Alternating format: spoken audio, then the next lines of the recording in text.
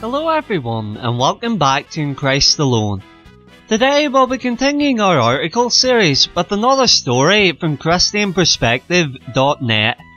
The title of the story is I Don't Want to Change, and the team find it's a fitting tale which can be associated with every single one of us at one point or another in our lives. No matter if you're younger or older, everyone seems to like things to stay as they are, and when changes occur, we may feel a bit concerned or frustrated when it happens. It's relatively easy to see in our minds what happens next when we get into our own routines, but once in a while, sometimes due to no fault of our own, we have to move tracks and go down a different route than the one we were heading on. This can be scary for some people, as the fear of the unknown may make the person panic or give up on what they are doing altogether, just because a new teacher or boss has taken over their class or team, for instance. Or the person may want to start at a gym, but may reconsider because the change would mean having to cut down on takeaways and other unhealthy foods. Fortunately for us, we have God up in heaven who can help us through the transitional periods. He has everything planned down to the smallest of details, and we can trust in Him every step of the way.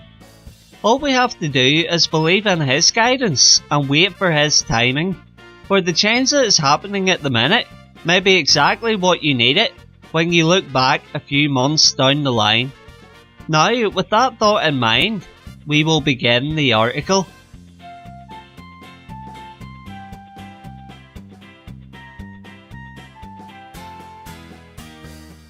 I Don't Want to Change, Articles Episode 4.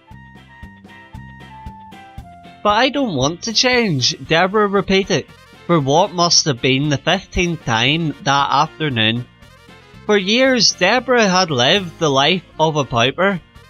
The open sky had been her shelter, the generosity of passers-by her income.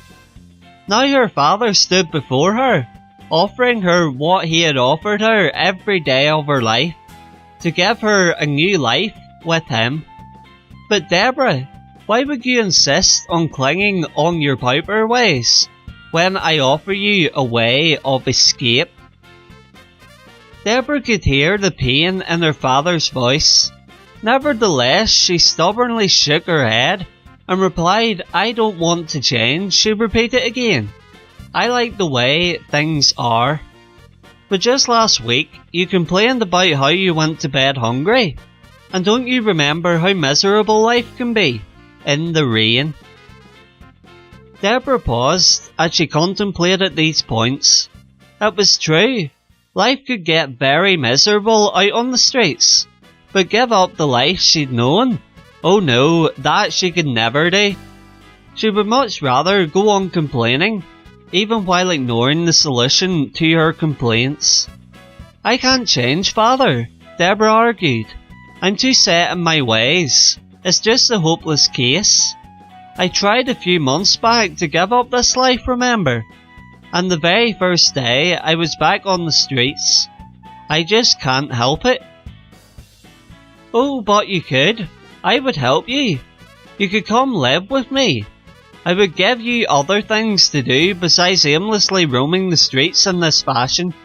We could have so much fun together. Oh, do come. Deborah's father reached out his hand, as if to invite her to join him in happiness. Deborah shook her head. I just can't change, she repeated. You can't, or you won't. The question was made in a voice barely above a whisper. She simply turned and walked down the street to continue her self-imposed miserable life.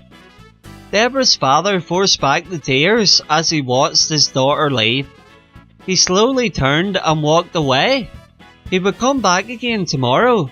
Maybe then his daughter would be ready to accept his gift of love.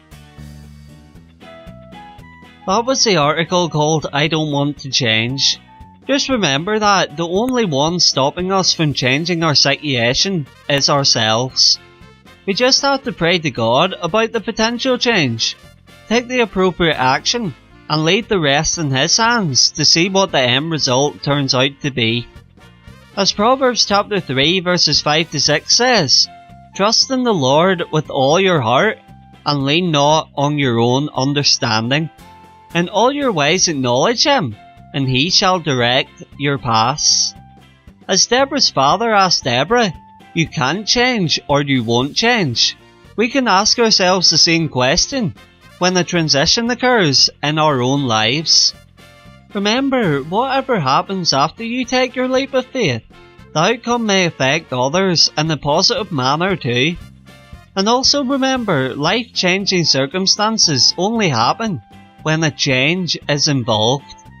All you have to do is trust in the Lord, and He will guide you through with it.